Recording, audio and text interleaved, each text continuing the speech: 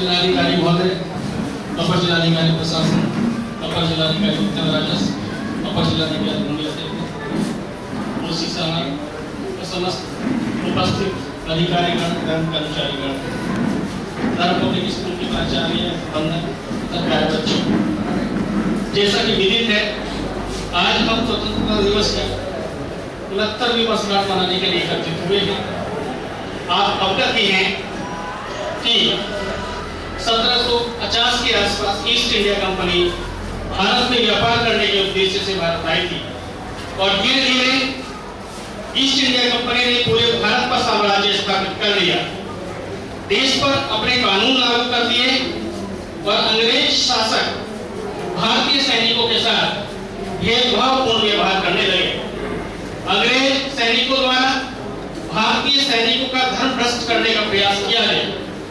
इसी के कारण देश में सर्वप्रथम 1857 में देश की आजादी के लिए संघर्ष हुआ।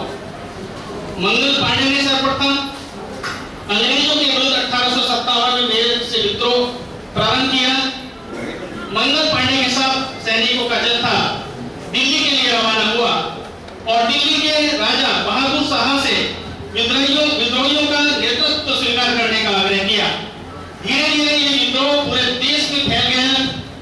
रानी की झांसी लक्ष्मीबाई, तात्या टोपे, मंगल पांडे, नाना साहेब और बेगम हजरत महल खान अब्दुल गफ्फार खान जैसे राजाओं ने देश की आजादी के लिए संघर्ष में अपना योगदान दिया और अंततः उन्होंने देश की आजादी में अपने प्राण निछावर कर दिए।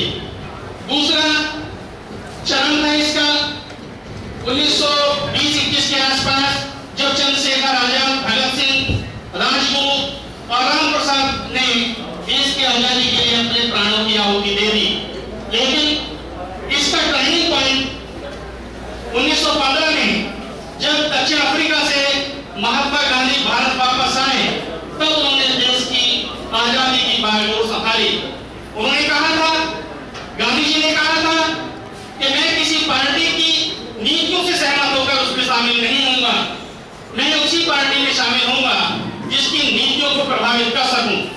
और अंततः कांग्रेस में शामिल हुए। सर्वप्रथम 1919 में जलियांवाला बाग कांड हुआ, उसमें पंजाब के जनरल डायर ने हमारे देश के अनेक लोगों को जो बैसाखी का पर्व मना रहे थे उनको गोली चलाने के आदेश दे दिए। 379 लोग उस समय मौत का शिकार हुए। उसके बाद गांधी जी ने असहयोग आंदोलन शुरू किया। देश की आजादी के लिए उन्होंने कहा था, यदि अंग्रेजों को देश से भगाना है तो हमें जो अंग्रेज ब्रिटिश हुकूमत है उसके जो स्कूल हैं, उनके कॉलेज हैं, उनकी जो अदालतें हैं, उनका बहिष्कार करना होगा। इस तरह से देश को आजाद कराना होगा। लेकिन 1921 में असहयोग आंदोलन के दौरान गोरखपुर में चोरी चौरा कांड हुआ। वहां पर जो देश की और अहिंसा को एक अस्त्र के रूप में प्रयोग करके देश को आजाद कराया। 1931 में नमक कानून लागू हुआ, उन्होंने उसका भी विरोध किया। लेकिन अंततः वो दिन आया जब द्वितीय विश्व महायुद्ध में भारत ने स्वतंत्रता आंदोलन में अपने प्राणों की आहुति दी। भारत छोड़ो आंदोलन में 8 अगस्त 1942 को गांधी जी ने नारा दिया था कि अंग्रेजों भारत छोड़ो। अंग्रेजों से कहा गया था, या तो आप देश को छोड़ दो वरना हम अपने जीवन के अंतिम सांस तक देश को आजाद कराने के लिए संघर्ष करेंगे। गांधी जी ने नारा दिया, करो या मरो का, और अंत को वो दिन आया जब हम 15 अगस्त 1947 को आजाद हुए। आज हम उन वीर शहीदों को नमन करते हैं जिन्होंने देश की आजादी के लिए अपने प्राणों की आहुति दी। ये बातें हवाओं को बताए रखना, ये बातें हवाओं को बताए रखना, रोशनी होगी चिरागों को जलाए रखना, लहू देकर जिसकी हिफाजत हमने की, ऐसे तिरंगे को सदा दिल में बसाए रखना। धन्यवाद अध्यक्ष साहब। डीएम साहब ने अपने नेतृत्व में जो एक नई पहल की है उसका उन्होंने उद्घोष किया। सर्वप्रथम जिलाधिकारी महोदय ने 6 तारीख को जो मीटिंग हुई थी तब इसका अनाउंस किया था कि जनपद में विभिन्न जगह पर दीप प्रज्वलित कर देश के शहीदों को नमन करेंगे, जिन्होंने अपने प्राणों की आहुति देकर देश को आजाद कराया। हमारा ये फर्ज बनता है कि उनको कम से उस दिन को नमन करें। जिंदगी जिन्होंने दी कुर्बान, जिंदगी जिन्होंने कर दी कुर्बान, इस वतन के नाम पर आओ एक दीप जलाएं उन शहीदों के नाम पर। जिंदगी जिन्होंने कर दी कुर्बान, इस वतन के नाम पर आओ एक दीप जलाएं उन शहीदों के नाम पर। हम लोग विभिन्न तरह के मजहब के लोग हैं, मंदिर जाते हैं, मस्जिद जाते हैं, गुरुद्वारा जाते हैं, सब दीप जलाते हैं, अपनी अपनी श्रद्धा के अनुसार पूजा करते हैं। इस देश में लोकतंत्र में प्रत्येक व्यक्ति को अपने धर्म, अपने मजहब के अनुसार पूजा करने का अधिकार है, ये हमारे संविधान में दिया है। न मस्जिद, न मंदिर, न गुरुद्वारा, न चारों धाम पर, न मंदिर, न मस्जिद, न गुरुद्वारा, न चारों धाम पर आओ एक दीप जलाएं इन शहीदों के नाम पर। आओ एक दीप जलाएं इन शहीदों के नाम पर। है तो फैसले का इंतजार मत कर, वतन की आबरू सलामत रहे तो अपनी परवाह मत कर। हम ऐसे देश के शहीदों को नमन करते हैं आज। और इस प्रोग्राम को मैं आगे बढ़ाते हुए अब आग्रह करूंगा सिल्वर टेट पब्लिक स्कूल के बच्चे वो तैयार रहे, उनका एक प्रोग्राम है सुनो गौर से दुनिया वालों। लेकिन उससे पहले मैं आग्रह करूंगा अपर जिलाधिकारी भूमि अध्यक्ष से कि वो आए और इस उपलक्ष्य में, स्वतंत्रता दिवस के उपलक्ष्य में 2 शब्द कहें। एडीएम एलए साहब। परम आदरणीय जिलाधिकारी महोदय, आदरणीय अपर जिलाधिकारी महोदय, यहाँ पर उपस्थित सम्मानित कलेक्ट्रेट सरकार के सम्मानित हमारे बार समिति एवं यहाँ पर उपस्थित अन्य विद्यालयों के आज 15 अगस्त 1947 का दिन हमारे लिए अत्यंत हर्ष का दिन है कि हम लोग गुलामी के बाद आज 15 अगस्त 1947 को आज़ाद हुए थे। ये आज़ादी हमें अपने जो पूर्वज हैं, जो उस समय के महान स्वतंत्रता संग्राम सेनानी थे, जिन्होंने देश को स्वतंत्र कराने में अपना उल्लेखनीय योगदान दिया, उन शहीदों को हम याद करते हैं। मैं अपने जिलाधिकारी महोदय को बहुत बहुत धन्यवाद दूंगा कि उन्होंने कल की शाम जनपद गौतमबुद्ध नगर में एक विशेष कार्यक्रम आयोजित किया जो हमें पहले से करना चाहिए था, पर हमें याद नहीं था कि हम अपने शहीदों को इस तरह से भी सम्मानित कर सकते हैं, उनकी याद त्योहार की तरह से मना सकते हैं। यदि हम दीपावली मना सकते हैं, हम क्यों नहीं अपने स्वतंत्रता संग्राम सेनानियों की याद में एक इस तरह का कार्यक्रम आयोजित करेंगे जिससे कि वो लोग, उनके परिवार के लोग इस समाज में अपने आप को इन्वेटेड फील करें। कल हमारे जनपद में इस कार्यक्रम को सभी जगह से पूरी प्रशंसा मिली है और उम्मीद करते हैं कि आगे भी इस तरह का कार्यक्रम होता रहेगा। मैं आज के दिन उन अमर शहीदों को नमन करता हूँ जिन्होंने इस देश की स्वतंत्रता में अपना योगदान दिया है। उनका बचपना खो जाता है। इस देश के कम से कम 40% बच्चों को बचपने का उल्लास और उमंग नहीं मिलता। ऐसा भी देश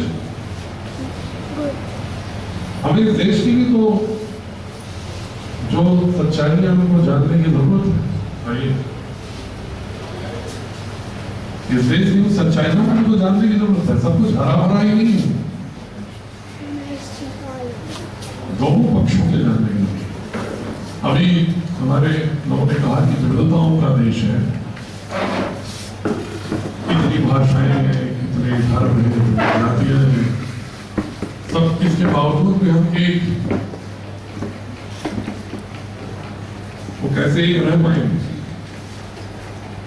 अगर आपके परिवार में कोई आदमी भूखा हो तो क्या भावनाएं उसको जोड़ पाती हैं? भावनाएं तो तब जोड़ पाती हैं जब मौलिक आवश्यकताओं की पूर्ति हो जाए और इसके बाद कोई आर्थिक सामाजिक अंतराल हो तो उसकी भरपाई भावनाएं कर सकती हैं। लेकिन अगर बेसिक फंडामेंटल जो हमारी नीड है वही नहीं पूरी होगी तो वो गलतियां फिर हम दोहराएंगे जिन गलतियों की वजह से हमें दंगे आज़ादी के लिए इतनी जंग लड़ी। ऐसी पुनः हमें इन अवसरों पर ये भी संकल्प आत्ममंथन और आत्म साक्षात्कार की प्रक्रिया से गुजरकर सोचने की जरूरत है। और जैसा कि अभी हमारे पूर्व वक्ता भी कह रहे थे कि हमारी जिम्मेदारी ज्यादा है। बहुत सारे लोग ये कह सकते हैं कि सोच भी सकते हैं कि जिलाधिकारी को क्या आवश्यकता है कि शहीदों के लिए दीप प्रज्वलन की बात करें, शासनादेश तक सीमित रहना चाहिए, काम करना चाहिए, इसकी क्या जरूरत है? जरूरत इसलिए है कि हम उस राज्य सरकार की, उस सरकार की रहनुमाई जिले में करते हैं जो सरकार जनता द्वारा संविधान से निर्वाचित है, नियमों के तहत निर्वाचित है, और उसके प्रतिनिधि के रूप में हम यहाँ हैं। तो हमारी जिम्मेदारी होती है कि अभिभावक के रूप में, एक जनसेवक के रूप में भी लोगों के अंदर ऐसी चेतनाओं के संचरण में अपनी भूमिका निभाएं। आपने देखा होगा कि अगर कोई गांव में किसी जगह जाओ, अभी भी इस देश में लोग गवर्नमेंट सेंट्रिक बहुत है। अगर एक अधिकारी गांव में जाए और कहे कि आओ 500 लोग मिलकर के दिए जलाएं, तो लोग ज्यादा इकट्ठे होंगे। और अगर वहीं पर लोग गांव का ही कोई आदमी कहे अभी, तो हो सकता है 25 लोग जुड़े, 50 लोग जुड़े। अभी हमको इसलिए इंड्यूस करना है इस प्रक्रिया को, इस भावना को, इस विचार को हमें कहीं न कहीं उत्प्रेरित करने की जरूरत है। एक बार जब उत्प्रेरणा शुरू होती है तो धीरे धीरे वो जन प्रवाह होगा, लेकिन शुरुआत तो नहीं करनी पड़ेगी। और धर्म, मजहब, जात, विश्वास, स्वाभिमान अपनी जगह है, लेकिन कहीं तो कन्वर्जेंस का पॉइंट हो, कहीं तो मिलन बिंदु हो। विभाजन की रेखाएं तो बहुत है, कितनी रेखाएं हैं विभाजन की कि हम लोग शायद विभाजन के विशेषज्ञ हैं। मैं तो कभी कभी कहता हूं कि ओलंपिक में अगर कोई विभाजन वाला कोई प्रतियोगिता हो, खेल हो, कि कौन कितने जल्दी विभाजन कर सकता है, तो हिंदुस्तान को शायद गोल्ड मेडल लेने से कोई रोक नहीं है। विभाजित ही करते चले जाते। जबकि हमारी जो प्रवृत्ति थी, संयुक्त परिवार की जो धारणा थी वैदिक काल की, वो दुनिया की सबसे अधिक परिवार की संस्था मानी जाती है। अभी जो समाजशास्त्री हैं वे मानते हैं कि जो संयुक्त परिवार था वो सबसे आदर्श पारिवारिक संस्था, सामाजिक संस्था है। वो टूटता जा रहा है, बिखरता जा रहा है, उसको भी जिंदा करने की जरूरत है। और उसी संयुक्त परिवार की अवधारणा को, एक वृत्त को बड़ा करने की जरूरत है। हम वृत्त को छोटा करते जा रहे हैं। संयुक्त परिवार में पहले 100 लोग रहते थे, 150 लोग रहते थे। मैं अपने गांव का उदाहरण बताऊं, मेरे गांव में एक परिवार ऐसा था, अभी 20 साल पहले तक 180 सदस्य संयुक्त परिवार में रहते, टूटते नहीं थे। लेकिन जैसे ही उनके ग्रैंडफादर की डेथ हुई, सब एक कोई यूनिफाइड फोर्स था, जोड़ने वाली ताकत थी। और हमारे लिए क्या हो सकती है जोड़ने वाली ताकत? ये राष्ट्रध्वज। और राष्ट्रध्वज के पीछे क्या है? तमाम नामों और गुमनाम शहीदों की शहादत। जैसे ही राष्ट्रध्वज दिखे आपको याद आना चाहिए कितने लोग शहीद हुए, और वैसे ही शहादत याद आएगी और आप जुड़ जाएंगे देश से। और हम सरकारी अधिकारियों कर्मचारियों से इतना निवेदन करें कि जनता बड़े, हम लोग क्या कर सकते हैं? स्वतंत्रता पर संकल्प क्या ले सकते हैं? यही संकल्प ले सकते हैं, कोई हमारे पास आए तो उनसे इज्जत से बात करें, सम्मान से करें। उसका काम अगर हो सकता है कानून के दायरे में है तो उसको विलंब करें, और यदि कानून के दायरे में नहीं है तो गुस्सा होने की बजाय उनको मोहब्बत से उस कानून को समझाएं कि नियम, कानून, व्यवस्था ये है। इसके बावजूद भी जिद करता रहे तो उससे माफी मांगते हुए विनम्रता से रहे, क्योंकि आप व्यक्ति नहीं है, आप एक संस्था, आप सरकार की प्रतिनिधित्व करते हैं। इसलिए कोई एक व्यक्ति की स्थिति में आके आपसे लड़ रहा है, वो व्यक्ति है, आप संस्था। इसीलिए आप कुछ भी काम करें, अभी कोई बाहर नारा लगाते हुए आ जाए कलेक्टर मुर्दाबाद, एसडीएम मुर्दाबाद, डीडीएम मुर्दाबाद, तो हमें नहीं सोचना चाहिए कोई एमपी से आहत हो रहे हैं या चंद्रशेखर आहत हो रहे हैं या महेंद्र आहत हो रहे हैं, एक संस्था को कह रहा था।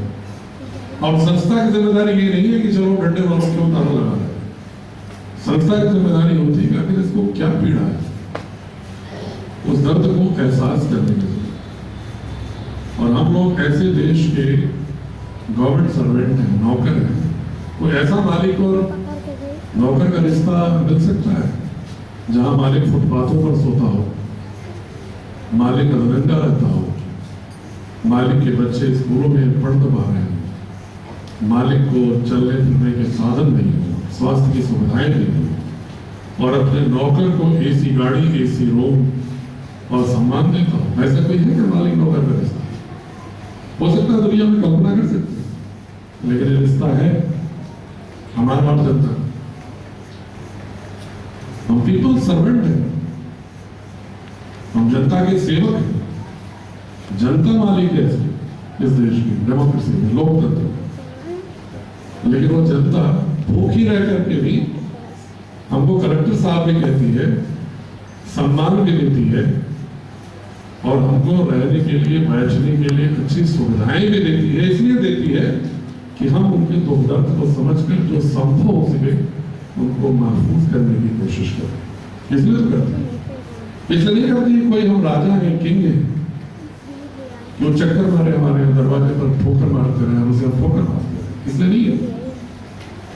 अगर दृश्य में अगर थोड़ा सा परिवर्तन हो जाए हमारे आपके, तो निश्चित रूप से हमारे और जनता के बीच का जो सेतु है बहुत मजबूत हो जाता है, और मिल करके हम निश्चित रूप से वही कल्पनाओं को साकार कर सकते हैं जो हमारे शहीदों ने शहादत के समय जैसा भारत सौंपने की कल्पना की होगी। कम से कम हम अपने अगली पीढ़ी को गुनाहगार तो ना हो कि हमने तुम्हें कोई लूजा लगड़ा भारत सौंपा है, कमजोर भारत सौंपा है, बटा हुआ भारत सौंपा है, घृणा की भावनाओं से ओतप्रोत कोई भारत सौंपा है। इसके गुनाहगार अगली पीढ़ी के लिए ना हो। जो बच्चे अभी बोल रही थी तो बेटी, लेकिन कह रही थी कि मैं भारत माँ का बेटा हूँ, बहुत अच्छा लग रहा था। कभी बेटियां भी कह सके मैं भारत माँ की बेटी हूँ? कभी सोचा कि सारे गीतों में यही क्यों होता है मैं भारत माँ का बेटा हूँ? मैं बेटी हूँ क्यों नहीं हूँ? क्या बेटियां कम महत्वपूर्ण है? लेकिन कहीं कहीं हमारी सोच भी मेल डोमिनेंट सोसाइटी है, इसलिए बच्ची के गीत में भी भारत माँ का बेटा ही आ रहा है। हमें बहुत ही सर्वांगीण धरातलों पर सोचने की जरूरत है, और बहुत ही प्रवचन भाषण का दिन नहीं है ये। मैं तो कभी कभी लोगों से कहता हूं ये व्रत रहने का दिन, और मैं रहता भी हूं। इसलिए व्रत रहता हूं कि जन्माष्टमी, शिवरात्रि में तो व्रत रहते ही है अपने हित के लिए। किसी दिन देश के लिए भी चिंतन करने के लिए व्रत रह करके और आराधना कर लो ईश्वरी शक्तियों का। अगर देश महफूज नहीं होगा तो हमारे व्यक्तिगत कोई इच्छा नहीं पूरी हो पाएगी। नाव डूबेगी तो कोई एक नहीं बचने वाला है, सभी डूबेंगे। तो इस नाव को बचाने की जरूरत है, नाव को मजबूत करने की जरूरत है, नाव के जो लीकेजेस हैं, छिद्र हैं, उनको भरने की जरूरत है, और सबको सम्मिलित प्रयास से कर सकते हैं। बहुत बधाई भी, और साथ ही ये चेतावनी हम सभी के लिए, उन चुनौतियों को, जो चुनौतियां हमें स्वतंत्रता को कमजोर करने की ताकत है, उससे सावधान भी रहने की जरूरत है। इन्हीं शब्दों के साथ जो बच्चों ने प्रस्तुति किया, जब विद्यालयों को लोग आए थे, उनको मैं बहुत ही कृतज्ञ हूँ उनका कि अपने विद्यालय का परिवेश छोड़कर उन्होंने कलेक्ट्रेट में आकर के प्रस्तुतियाँ दी। उनके प्रिंसिपल, उनके स्टाफ, उनके प्रबंधन को बहुत बहुत मेरी ओर से कृतज्ञता, और आप सभी को। और मैं जरूर निवेदन करूंगा कि यहाँ से निकल के छुट्टी मत बनाना। हो सकता है कोई एक देश प्रेम का कोई काम कर ले, न कुछ हो सके तो जैसे त्योहारों में करते हुए भूखे को भोजन ही दे देना। किसी बच्चे को जो पढ़ने लायक ना हो उसको कोई फीस ही दे देना, जिसके पास पैसा ना हो। अगर इस तरह के ज़कात, दान, चैरिटी करोगे तो शायद उन शहीदों की आत्मा को शांति मिलेगी। और अन्यथा लगेगा कि सिर्फ हम लोग संभाषण करते हैं, और इसके बाद जो संस्कृत का श्लोक है कि तो नहीं वस्त्र गोविंदम तो ये राष्ट्रध्वज तेरे नीचे हमने गीत बहुत गा लिए, अब जा रहा हूं अपने जुगाड़ में, मैं अपना काम करता हूं जो मुझे करना है। तो ऐसे नहीं राष्ट्रध्वज पहने, हमेशा ध्यान रखना होगा जब तक राष्ट्रध्वज फहरता रहेगा तभी हमारी व्यक्तिगत इच्छाएं आकांक्षाएं भी पूरी हो सकती है, अन्यथा नहीं पूरी। इन्हीं शब्दों से बहुत बहुत बधाई।